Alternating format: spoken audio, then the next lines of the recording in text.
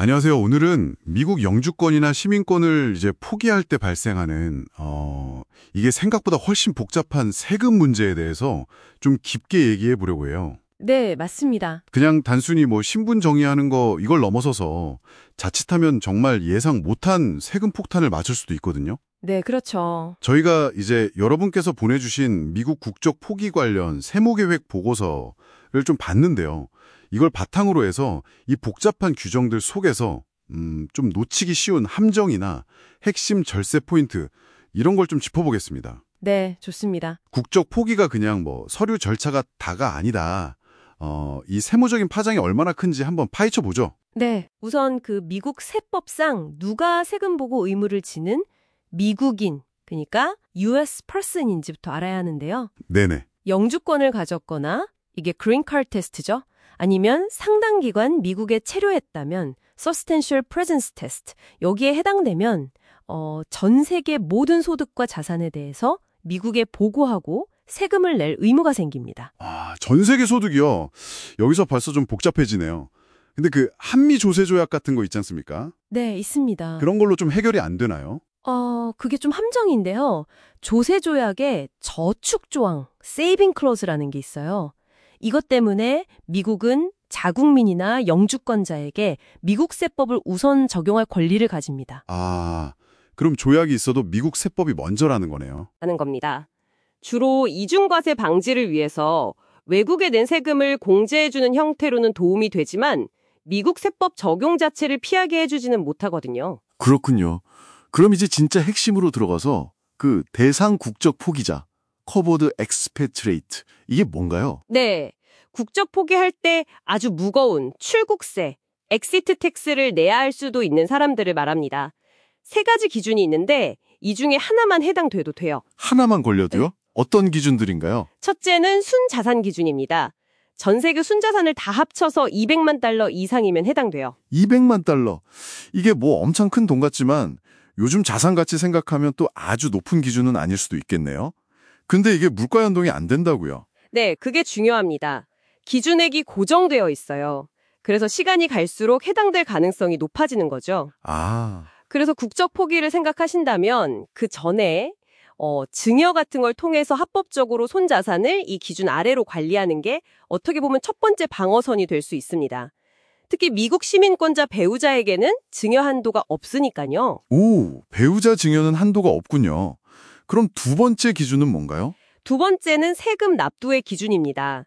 최근 5년간 연평균 소득세 납부액이 꽤 높은 편인데 2025년 기준으로 예상치가 한 20만 6천 달러 정도?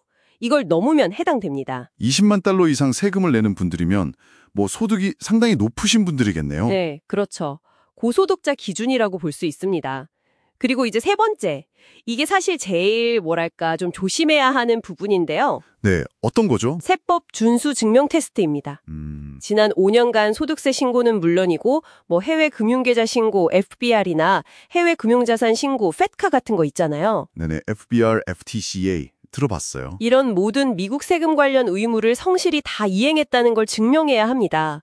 이걸 증명 못하면 앞서 말한 자산이나 소득 기준에 해당 안 돼도 그냥 바로 대상 국적 포기자가 되는 거예요. 와, 잠깐만요. 그럼 자산이 200만 달러 안 되고 세금도 많이 안 냈어도 그냥 과거 5년치 신고 중에 뭐 하나 실수로 빠뜨렸거나 잘못했다면 그것 때문에 출국세를 내야 할 수도 있다고요? 정확합니다.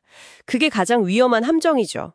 그래서 국적 포기 전에 과거 세금 신고 기록을 정말 꼼꼼하게 검토하고 혹시 문제가 있다면 미리 해결하는 게 무엇보다 중요합니다. 작은 실수 하나가 엄청난 결과로 이어질 수 있으니까요. 이야, 이건 정말 주의해야겠네요.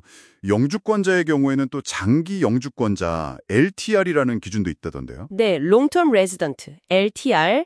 지난 15년 중에서 8년 이상 영주권자 신분을 유지했다면 LTR로 분류됩니다. 15년 중 8년. 네, 그렇게 되면 시민권자와 똑같이 이 출국세 규정을 적용받게 돼요.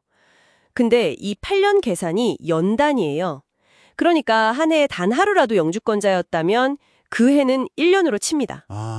그럼 딱 7년하고 며칠 지났으면 아직 8년 차가 아니지만 8년 차 되는 해의 첫날이 지나버리면 바로 8년으로 계산된다는 건가요? 맞습니다.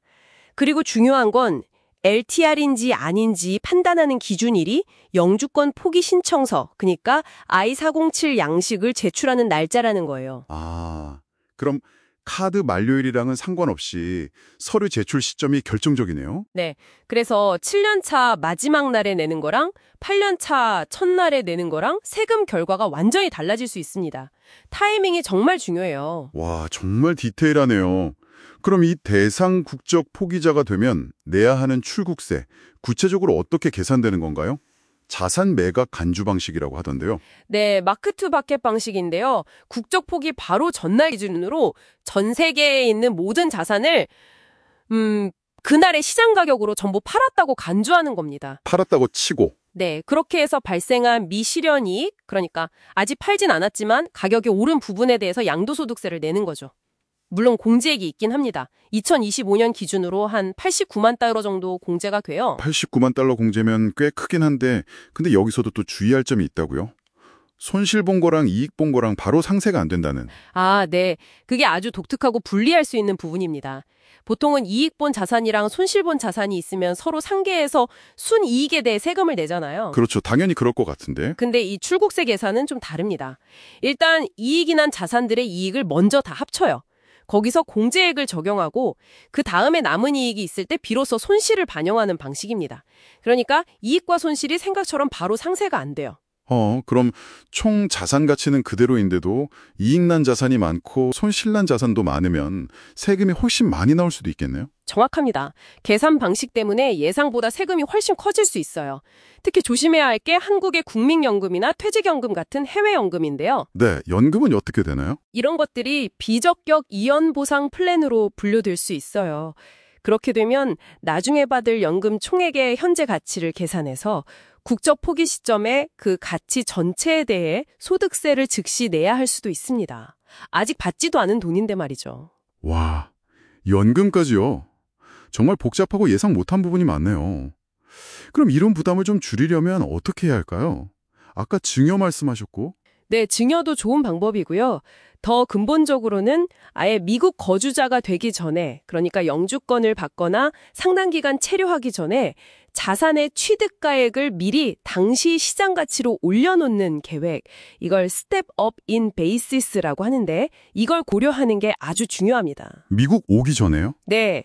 이민 오기 전에 이미 발생한 자산 가치 상승분에 대해서는 미국 세금을 안 낼 수 있게 되는 거죠. 이게 어쩌면 가장 강력한 사전 조치일 수 있어요. 아, 이민 전에 미리 자산 가치를 평가받아 놓는다. 그렇죠.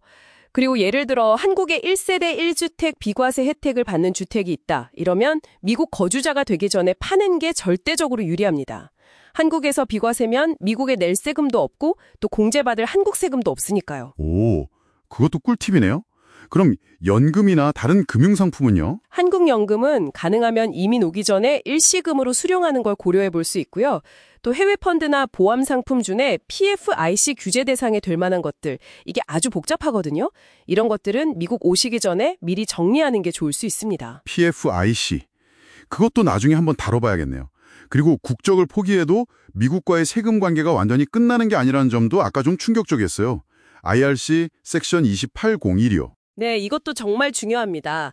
만약 대상 국적 포기자가 국적을 포기한 후에 미국에 사는 자녀나 다른 사람에게 증여나 상속을 하잖아요. 네. 그럼 재산을 받는 미국 수중자에게 최고 40%의 세금이 부과될 수 있습니다.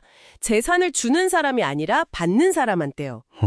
받는 사람한테 세금이 간다고요? 그것도 40%나? 네, 그러니까 국적 포기했다고 세금 문제가 다 끝나는 게 아니라 미래의 상속 증여 계획까지 영향을 미치는 거죠. 와, 그럼 이것도 피하려면 결국 국적 포기 전에 미니 증여 계획을 다 세워놔야 한다는 거네요? 그렇습니다. 국적 포기 결정이 단순히 본인만의 문제가 아니라 다음 세대에게 미칠 영향까지 고려해야 하는 아주 중요한 결정인 거죠. 자, 오늘 얘기를 좀 요약해보면요.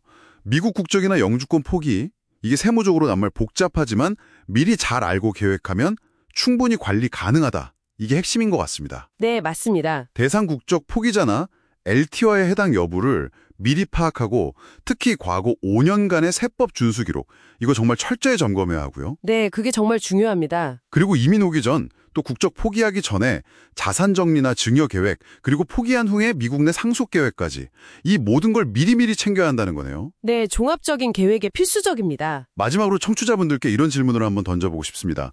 미국과의 법적 관계를 정리한다고 해서 세무적인 연결고리까지 완전히 끊어지는 건 아닐 수 있다는 걸 오늘 봤잖아요. 네, 만약에 당신이 미래에 어떤 형태로든 다시 미국과 인연을 맺게 된다면, 예를 들어 다시 미국에 살게 된다거나 혹은 미국에 남겨둔 가족이나 자산과의 관계를 계속 이어나간다면 오늘 내린 국적 포기 결정이 미래에 또 어떤 예상치 못한 세금 이슈로 되돌아올 수 있을까요?